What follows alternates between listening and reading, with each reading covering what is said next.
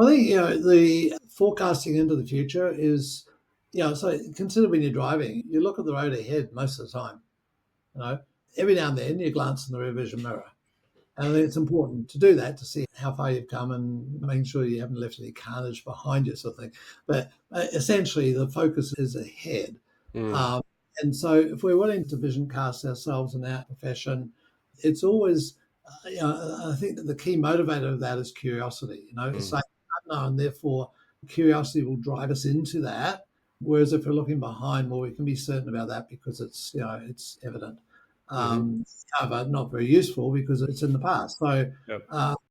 and yet we've got to learn from we must learn from that. So, we learn from the past, but really we project into the future. So, I think for me, one of the key elements of my 75 odd years on this planet has been keep curious and keep investigating, keep learning, Mm, mm, invest in your own learning, invest in always. I've always had a coach, always, right, all the way through.